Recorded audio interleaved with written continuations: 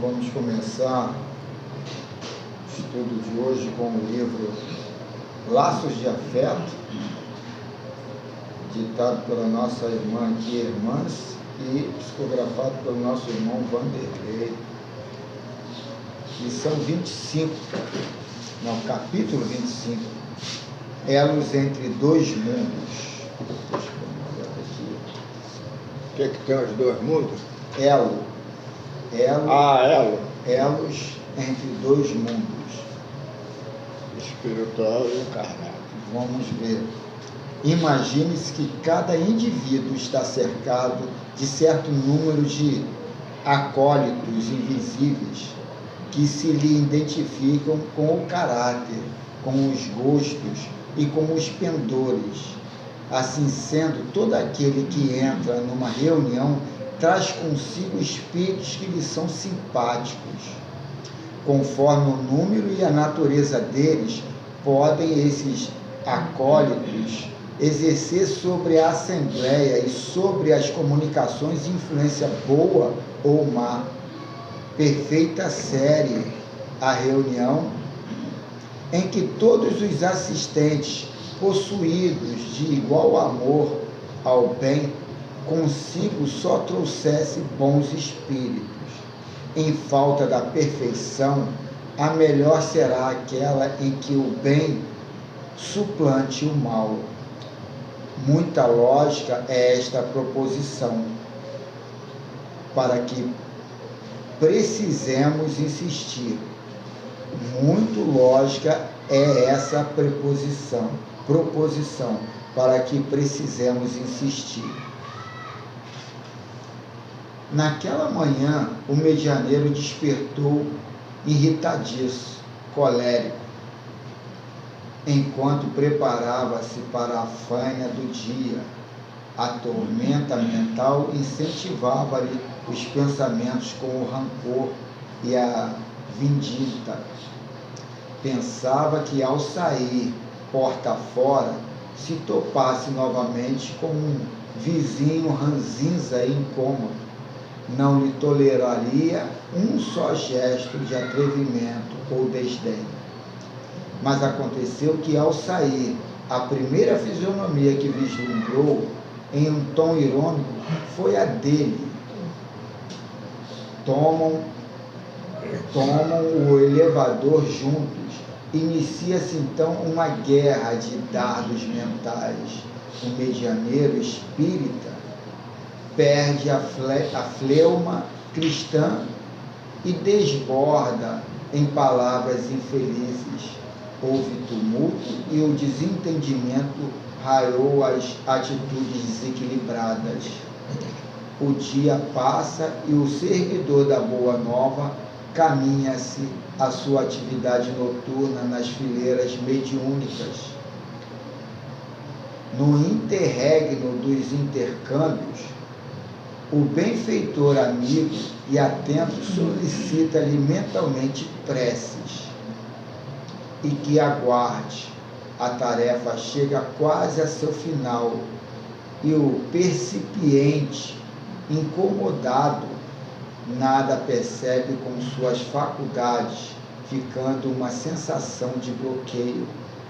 Segue-lhe novamente o amigo espiritual e diz-lhe: meu filho, tua tarefa nesta noite foi suspensa, pois quando alocamos o teu psiquismo, logo pela manhã, o adversário espiritual do teu vizinho, a fim de apaziguar-lhe as lutas que vives no lar, você expulsou um coração necessitado de atendimento em impensado descuido.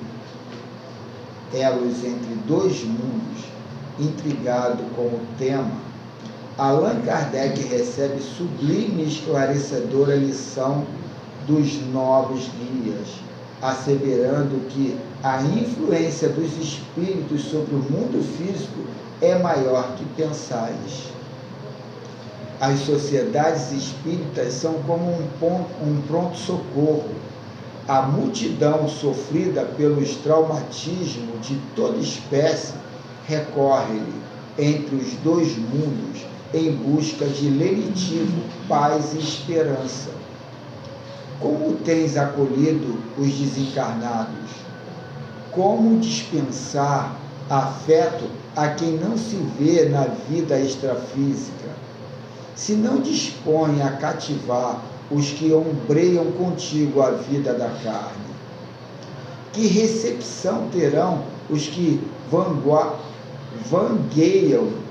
vagueiam, itinerantes em busca da rota e luz, se a ancoragem na casa espírita é feita entre farpas de discórdia e do entrechoque de ideias, em litígios enfermiços entre seus próprios trabalhadores?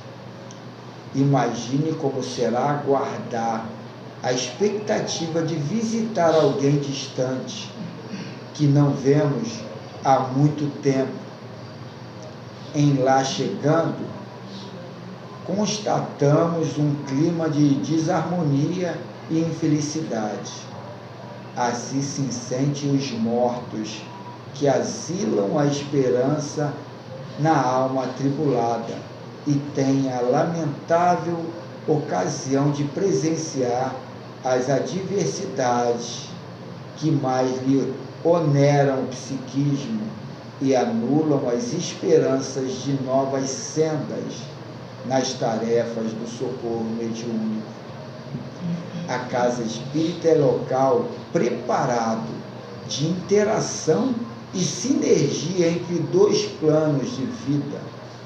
Consagremos as nossas melhores emoções a fim de obtermos um quanto de ternura e fraternidade que sirva de abrigo aos sofredores em tempos de preparação e dor na vida espiritual.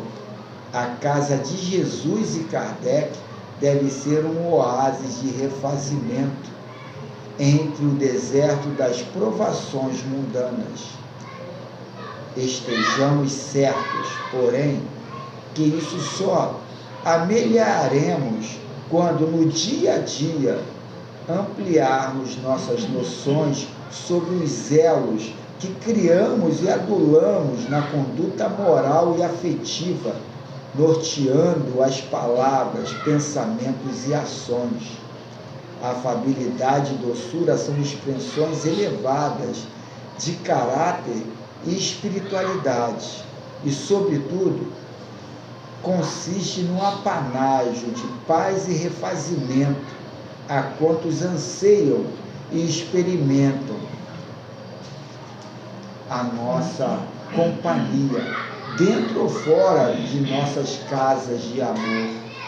E ela finaliza assim: habituam-se a essas virtudes no lar, na profissão, nas vias e onde estiverem. Essa será a garantia dos melhores elos que podemos concretizar entre os dois mundos. Que assim seja. E assim vamos pedir o Erlei para fazer a prece inicial. Pode ser, Erlei? Que assim seja. Diante dessa exposição de caracteres que acabamos de ouvir, nós tiramos ali um partido para saber que temos que estar sempre em comunhão com a força, com os espíritos superiores.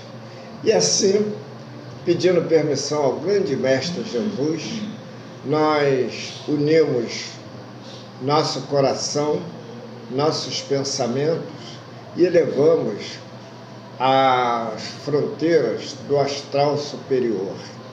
E assim, Mestre Jesus, amigo de todas as horas, nós aqui estamos nesses difíceis momentos porque o planeta está passando, onde as dificuldades materiais e aqueles problemas, claro que tudo começa pelos problemas espirituais, funciona de acordo com os caracteres de cada de cada nação, de cada grupo.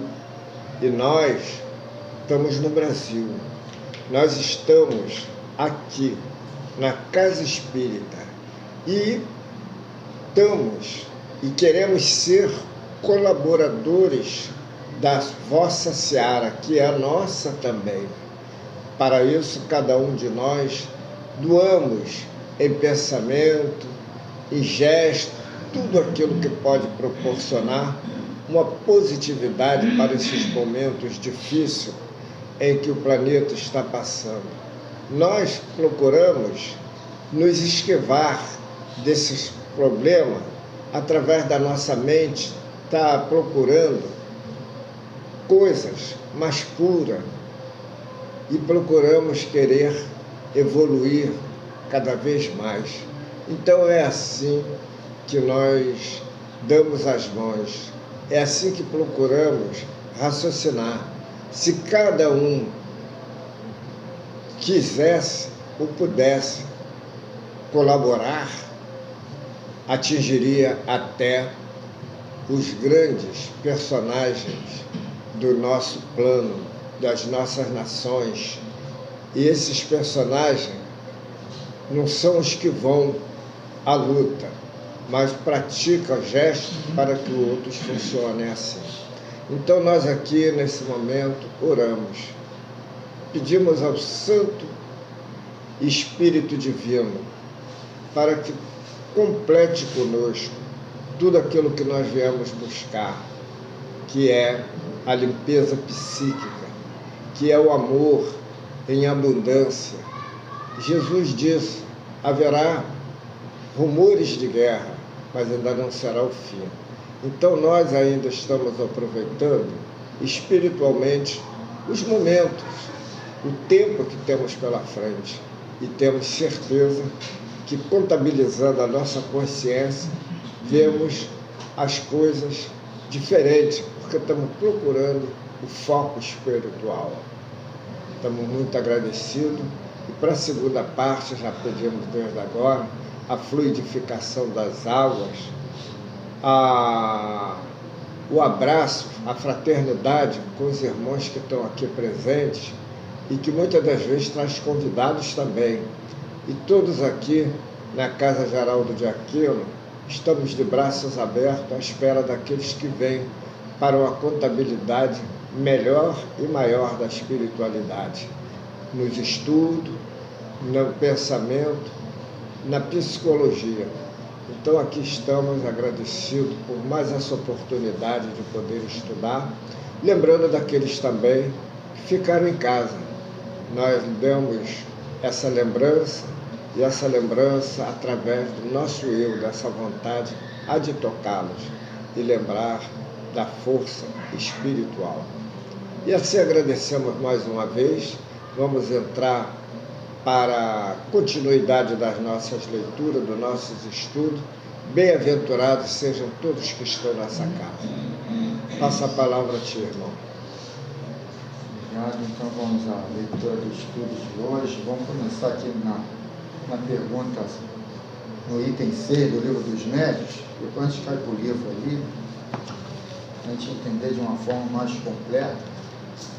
Então o item, a primeira parte, né, o capítulo 1, o título é A Espíritos.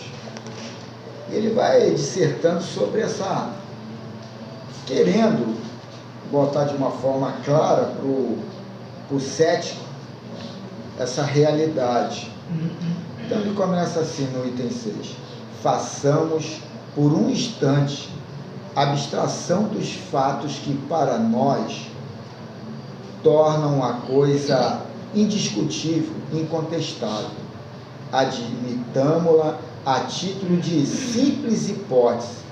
Peçamos que os incrédulos nos provem, não por simples negação, porque sua opinião pessoal não pode fazer lei, mas por razões peremptórias ou decisivas, que isso não é possível.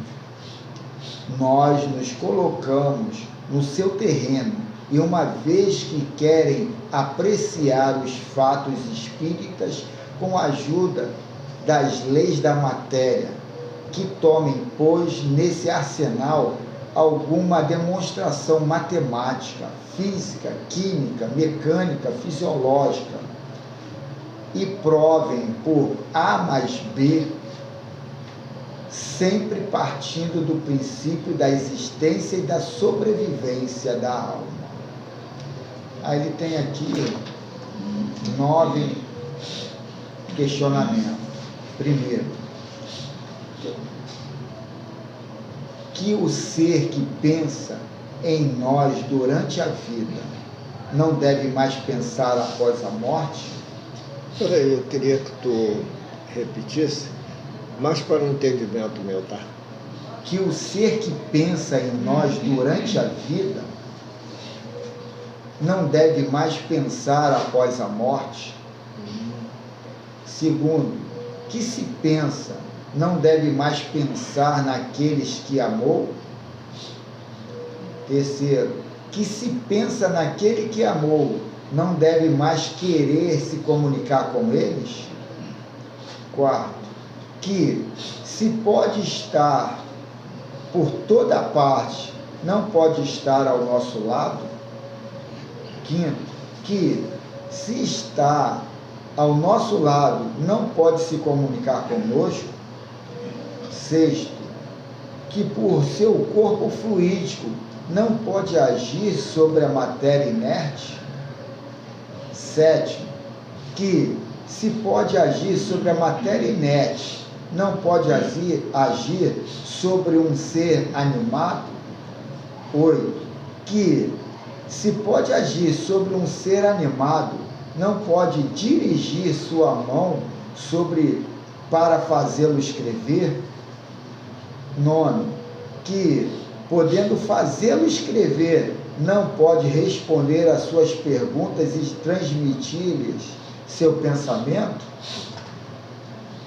Aí ele finaliza assim: quando os adversários do Espiritismo nos tiverem demonstrado que isso não é possível, por razões tão patentes como aquela pelas quais Galileu demonstrou que não é o Sol que gira ao redor da Terra, então poderemos dizer que suas dúvidas são fundadas. Infelizmente, até este dia, toda a sua argumentação se resume nestas palavras: eu não creio, portanto, isso é impossível.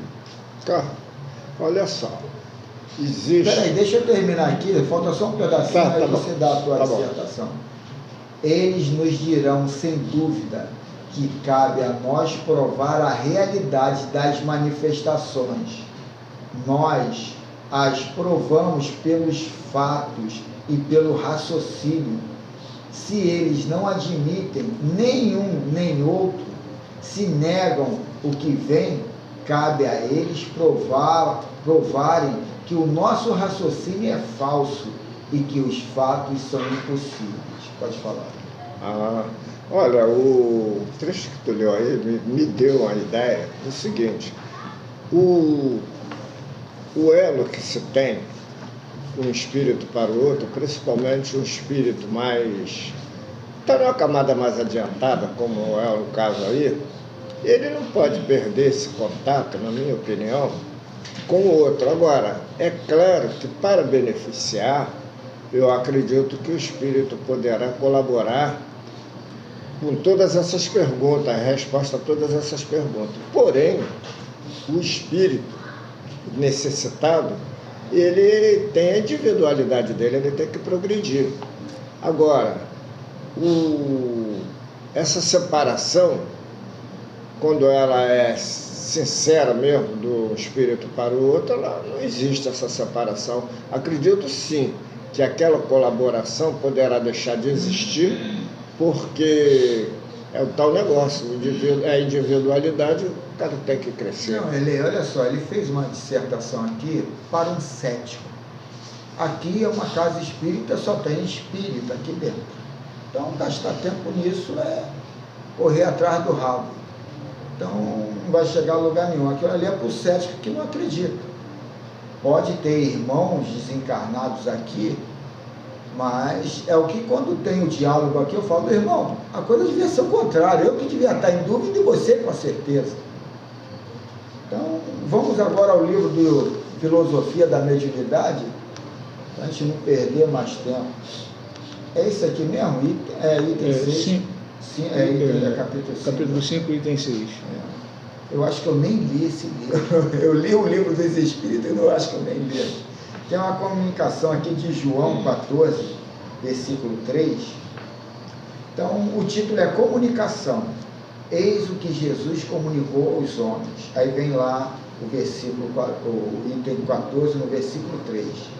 E quando eu for e vos preparar lugar, voltarei e vos receberei para mim mesmo, para que onde eu estou estejais também.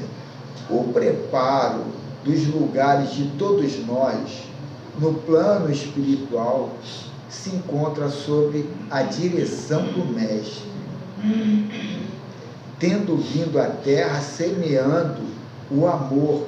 Esse amor cresceu nos corações dos povos, de maneira que estes se preparam pelo amor, de modo a merecer novos e melhores lugares, devido ao crescimento espiritual das almas.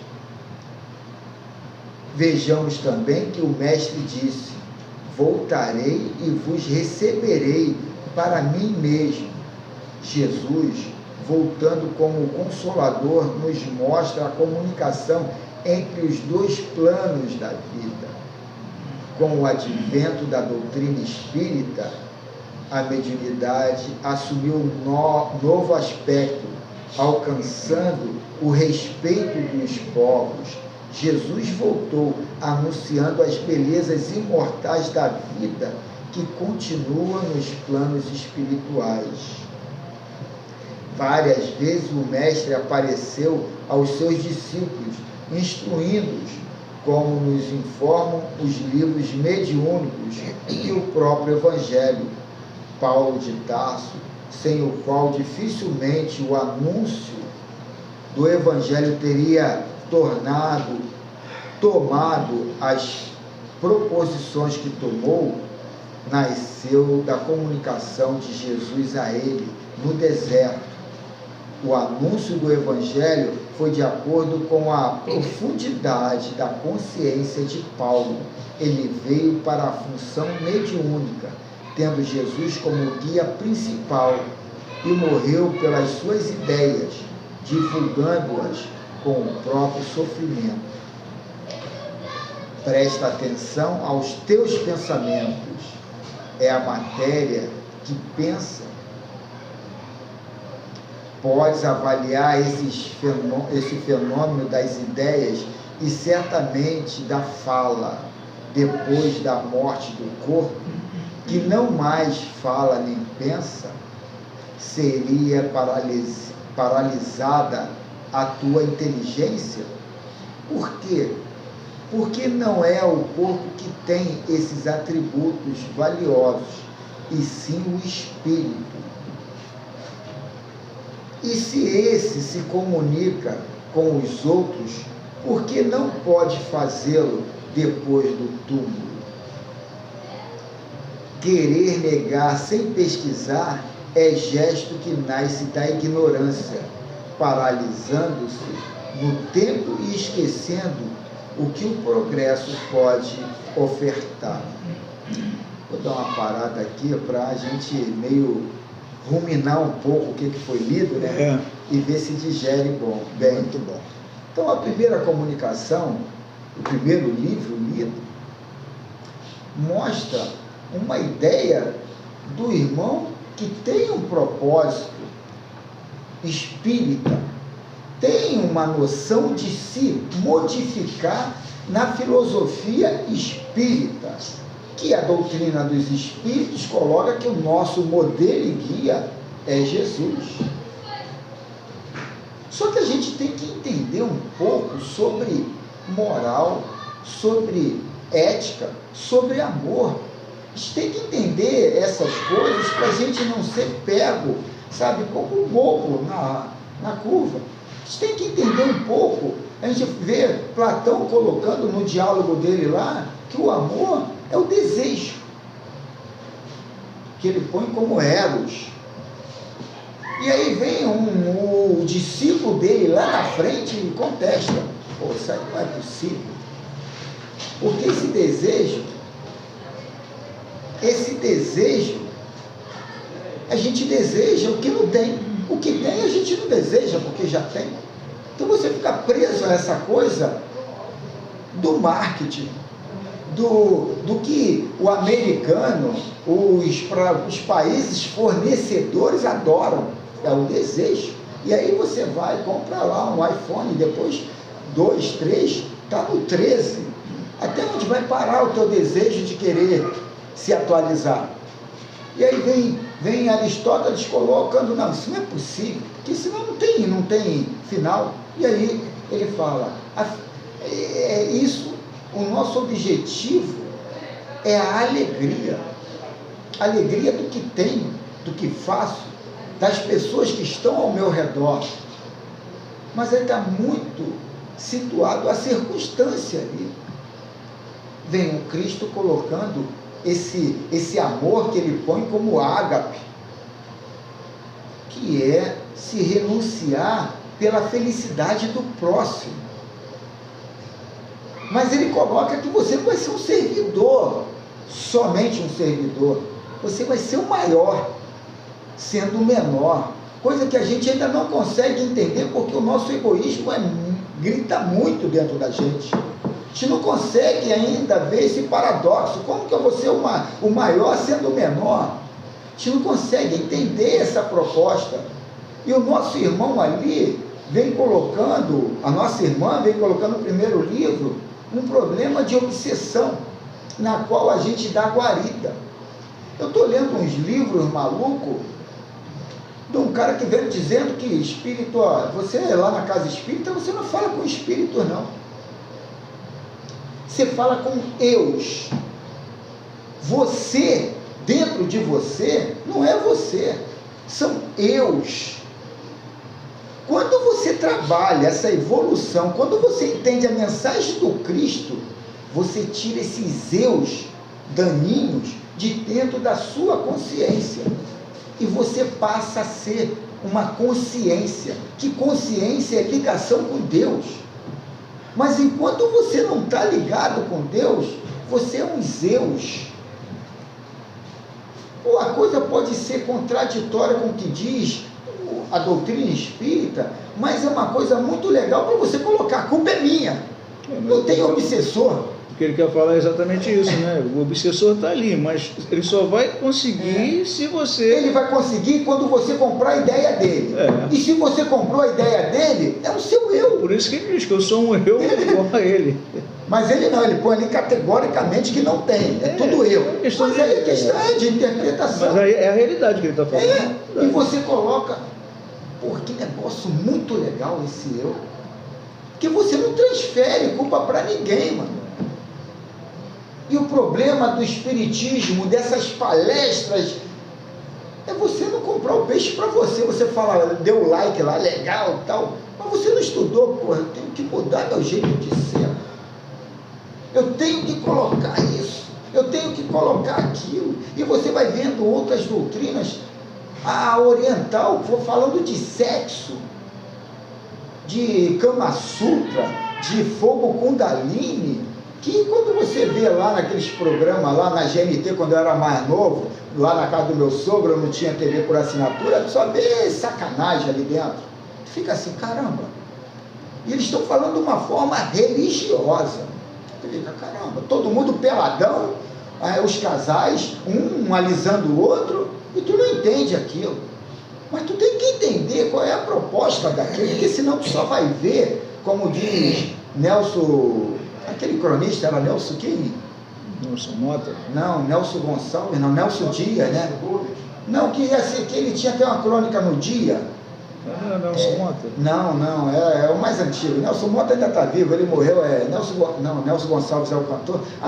Ele falava, o podre não é a genitália, não é os nossos olhos.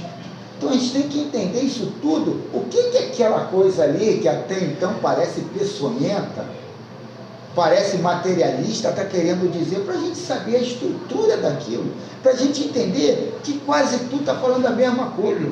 a gente ter amor ao próximo e começar com o próximo mais próximo. E a gente discute com a nossa mulher, se bobear, chega até a bater, né? Porque a gente não consegue trabalhar o próximo mais próximo, e a gente quer ir para a casa espírita e ainda colocar que os evangélicos são assim, os católicos são assado, que isso, aquilo, e a gente são um bando de idiota, né, falando dos outros.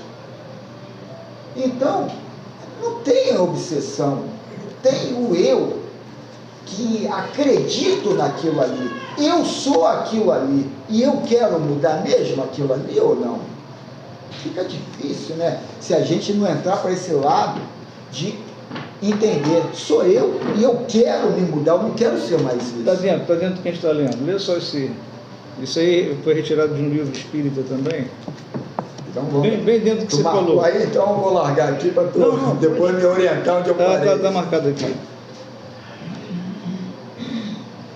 Refere a acreditar que tenha obsessores com meu esposo, ansiosos por nossa queda. Os assessores, para lhe dizer a verdade, estão cansando-se. Os obsessores. Os obsessores, é que pensei que fosse 2 S. Os obsessores, para lhe dizer a verdade, estão cansando-se de nós espíritas. Dia desses, um deles me disse: não vamos mais obsidiar espíritas, vamos perseguir agora outros religiosos. Resolvi lhe perguntar a razão, e ele afirmou: é que os espíritas estão tão mal, quando vamos obsidiá-los, nós ficamos piores. Peraí, eu devo ter pulado aqui. É que os espíritas estão tão mal, quando vamos obsediá-lo, nós ficamos piores. Então, isso aqui é uma realidade, mas por um detalhe, porque a gente não para com essa obsessão de idealizar o Chico Xavier, o Divaldo, o Emmanuel, isso, e não para e não tenta reformar o Carlos Henrique. A gente tem que se preocupar com a gente já leu tudo, a gente já sabe de tudo. O que falta é praticar, mas de uma forma, sabe, esse orar e vigiar de uma forma avassaladora. Não é praticar para ir para o céu, não. Não, é praticar para ter esse amor ágape. Querer que o nosso próximo se eleva, cresça. Se eu quiser que ele se eleve, que ele cresça, eu nunca vou discutir com ele, eu nunca vou brigar com ele, eu nunca vou criar um manifesto qualquer para querer falar, eu estou certo, mas eu não, toda hora estou lá.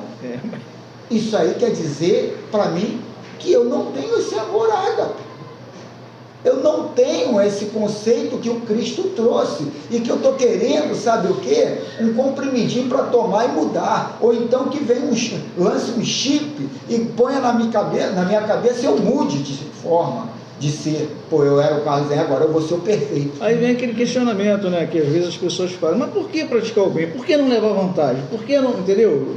Nem praticar o bem, por que não levar vantagem, né? Hoje, agora mesmo, eu estava vendo uma palestra de um filósofo que ele fala sobre amor e ética. Só que eu não botei no grupo porque o cara fala muito palavrão. Mas o cara traz uma mensagem, pô, demais. A ética é um passo para você se condicionar para depois amar. Eu não amo, eu maturo o Manel, mas como eu sou ético, eu vou trabalhar com cordialidade com o Manel. Eu vou ser sociável com o Manel, mas isso é um condicionamento para depois eu ter amor pelo Manel. Então a gente tem que trabalhar com o palpável, o mais perto possível, para depois. A gente já quer, sabe, não quer ir para o purgatório, a gente quer ir lá para o primeiro estágio, quer estar lá do lado de Deus. Eu não quero trilhar. Quando a gente começa a falar, que dia, tomara que chegue a noite, rápido, porque o dia está demais. Eu estou querendo morrer, eu estou querendo encurtar o meu tempo. Eu tenho que amar aquele momento, eu tenho que trabalhar aquele momento. Passou a garotinha linda, novinha ali, olhar, já está no instinto, mas eu tenho que trabalhar, a não cobiçar, a não querer, entender? Eu não tenho fidelidade à minha mulher, eu tenho fidelidade a mim, porque eu escolhi num relacionamento e num contrato social que eu vou ficar ali, eu vou estar ali. Por que eu fiz isso? Para que eu fiz isso? A nossa luta no momento é exatamente essa, nós contra nós. O olhar vai ser natural, instintivo, conforme você falou, né? O desejo vem. A luta está em eu brigar contra esse desejo. Eu entender, já entendi, já aprendi que não tem que ser assim, entendeu? Mas não chegou o momento. E sem sentimento de culpa, sem ficar se autopunindo, sabe? E esperando um milagre, como você falou, né? Que isso aí não vai acontecer de uma hora para outra. Trabalhar, tomar pancada nessa encarnação, quem sabe na outra. Até que vai chegar um momento que nós vamos nos vencer. Entendeu? Os nossos objetivos serão outros, né? Porque amor não é essa coisa que a gente imagina que é, né? Amor é algo bem mais sublime. Se os espíritos moram no espaço... Se os espíritos moram no espaço, o que podes pensar sobre o espaço? O espaço são as constelações e galáxias, o todo que é a casa de Deus, onde Ele mora com todos os seus filhos do coração. Por que não poderíamos nos comunicar com toda essa casa grandiosa? A comunicação se faz em todos os departamentos da natureza, pelos meios que correspondem às necessidades.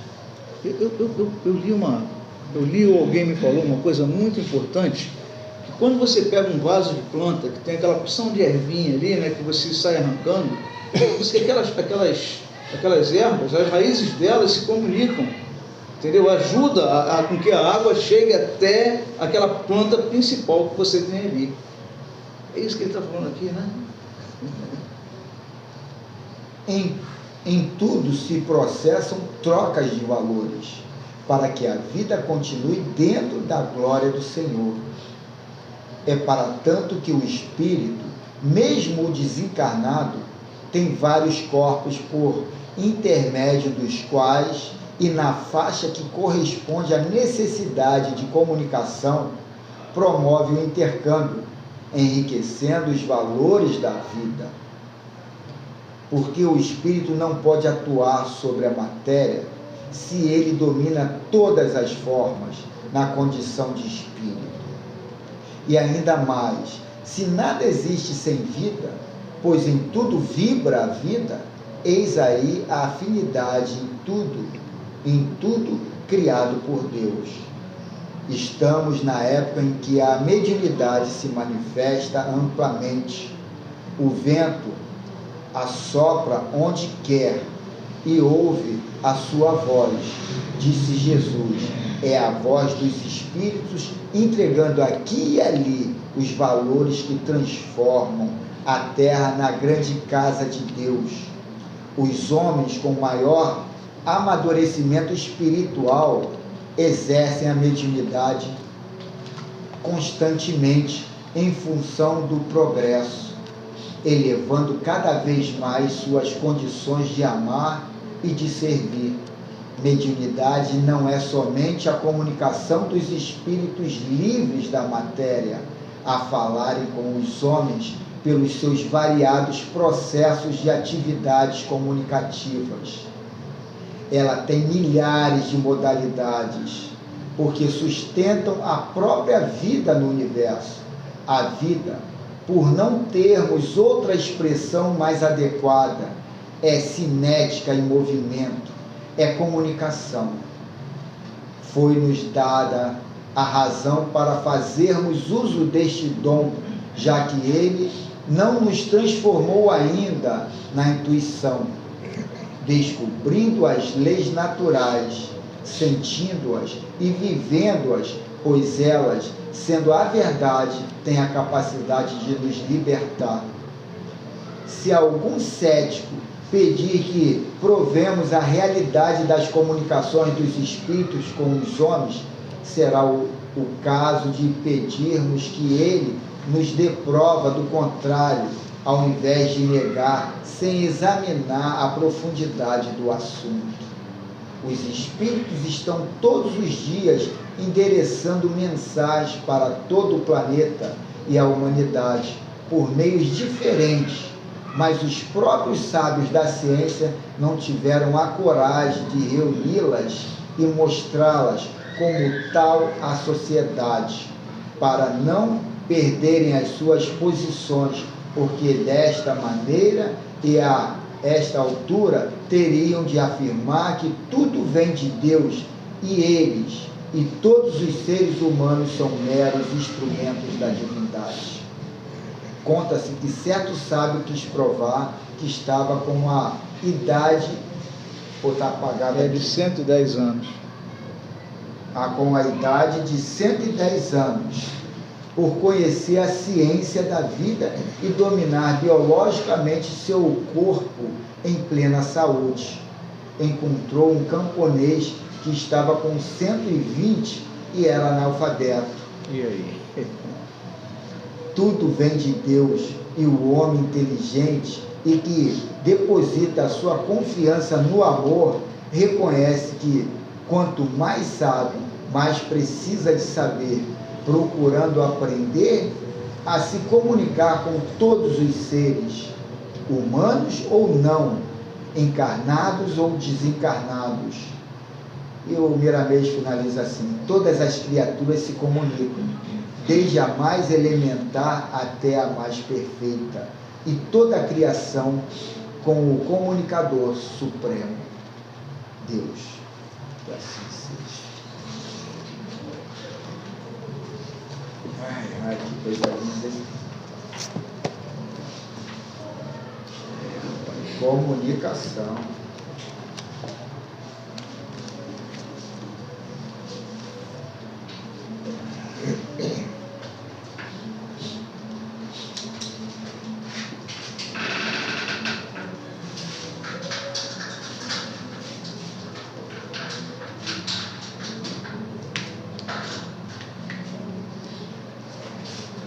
Então vamos elevar o nosso pensamento ao Mestre Jesus e agradecer.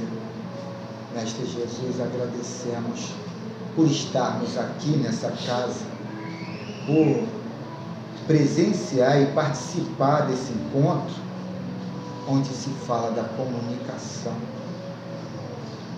Nascemos simples e ignorantes e estamos fadados à perfeição. Como tê-la sem comunicar, sem conversar, sem discutir, mas que a ética possa ser a lanterna a nos guiar naquele país, naquela dimensão onde mora o amor e aonde o resultado é a felicidade. E por isso aqui estamos estudando e ampliando a comunicação que o Senhor nos trouxe há mais de 2000 anos. E que a paz e a felicidade possa ser a resultante disso tudo.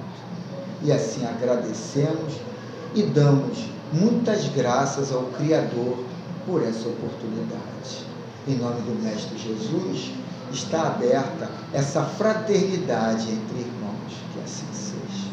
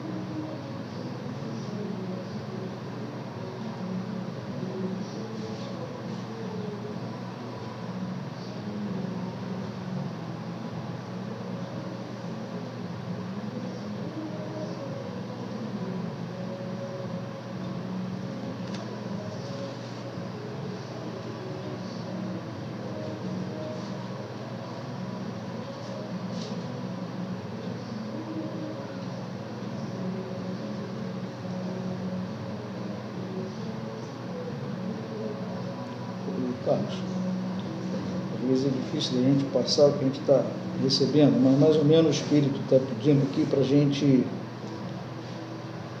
não perder tempo, aproveitar a encarnação, não importa a idade, 10, 20, 70 anos, a hora é agora, aproveita a chance que a vida está nos dando, porque não existe nada mais frustrante do que você viver 70, 80 anos, acordar no mundo espiritual um dia e ver que perdeu esse tempo, que ele foi em vão. Então, tentar mudar por dentro, se preocupar menos com o exterior e olhar mais para o interior da gente. É mais ou menos isso que o irmão está tentando passar aqui para a gente. Agradeço, irmão, por essa mensagem. O objetivo das pessoas aqui reunidas é a felicidade. Fomos mergulhados no mundo material e vivemos numa consciência material. A realidade na qual se prega hoje em todo lugar é o relacionamento líquido. Você tem que ser líquido. Você tem que, se vem um cliente, copo, eu tenho que entrar ali, eu tenho que me adaptar. Se vem uma jarra, vou me adaptar. Mas nisso a gente vai perdendo a nossa referência, o nosso objetivo, que era a mensagem do Cristo, vai se prostituindo, vai se transmutando em cima do salário para levar para casa. Irmão, isso já ouvimos muitas vezes. Minha preocupação não é de quando eu vou chegar lá do outro lado. Minha preocupação é do que eu estou agora. Eu tenho que me adaptar, mas não de uma forma prostituída. Eu tenho que entender os viés daqui e dali, mas sem corromper a minha base. É muito difícil. Mas estamos aqui lutando para isso, para não sermos tão líquidos. Termos a ética como a base para chegar ao amor, termos a mensagem do Cristo para consolidar dentro de nós a verdade que liberta. E isso tudo sem sofrimento.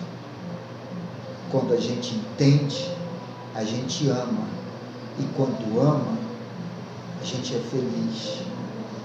Se ainda não somos felizes, é porque não amamos ainda. E se não amamos, o que a gente nos resta é esse lado mecânico da ética. Mas sabemos que se a gente perseverar nesse objetivo, vamos consolidar o amor dentro de nós. E mais uma vez eu agradeço pela mensagem.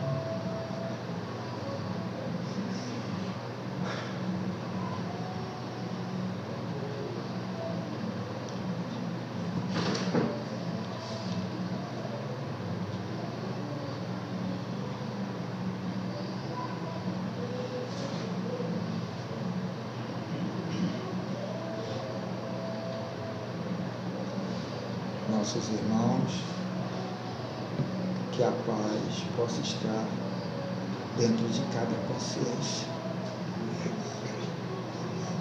Estamos chegando ao término desse encontro, dessa reunião ágape, dessa reunião entre irmãos, encarnados e desencarnados, e que todos nós possamos limpar a nossa consciência de tantos eus inconvenientes.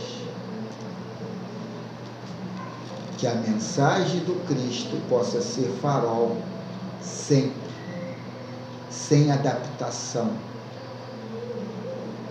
e sim com conscientização do que o nosso irmão maior está nos dizendo.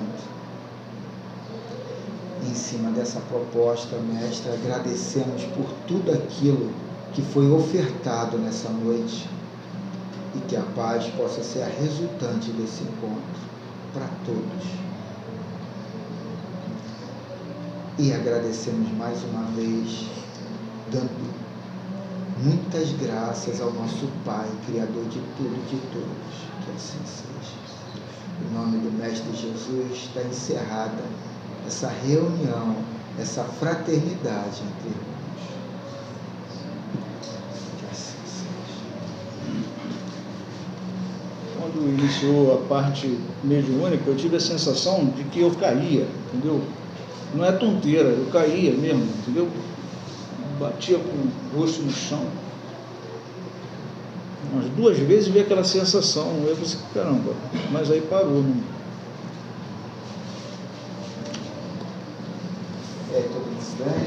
Tudo bem. Tem comunicação aí? Vamos só esperar a Deizinha com a água, né? A Deizinha está meio dorminhoca. Eu queria vir hoje. Ah, é? É mesmo, Deizinha? Mas eu também, na tua idade, eu não ia querer vir, não. Eu lembro da minha mãe lá no centro de a minha mãe me levava no centro, não sei nem se era de Umbanda ou Candomblé. Meu Deus, era à noite, eu ficava até de manhã cedo. Aquilo ali era uma tortura. Mas eu sei que minha mãe me levava para uma companhia, né? Mas eu era uma criança, né? Ela não me via. Você foi acostumando, né, Pedro? É por isso que na primeira sessão mediúnica com aquele salseiro, eu não me perturbei. Os espíritas rotulados, patenteados, ficaram assombrados. Foi uma base, né? Vai lá primeiro para depois você não sair correndo.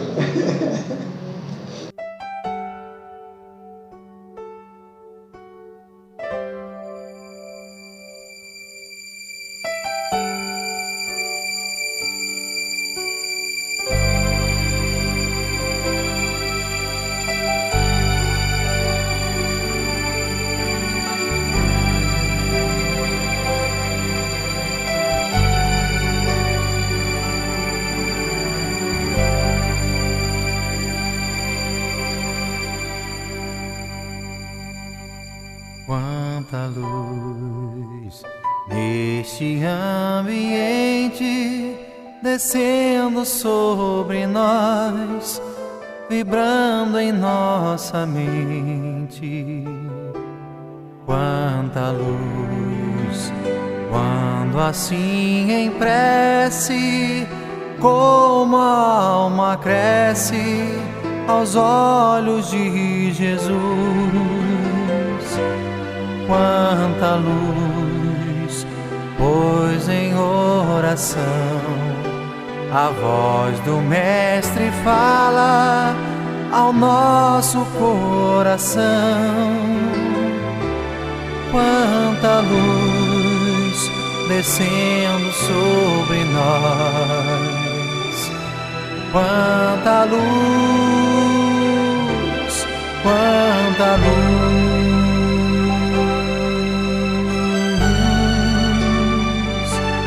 Quanta luz.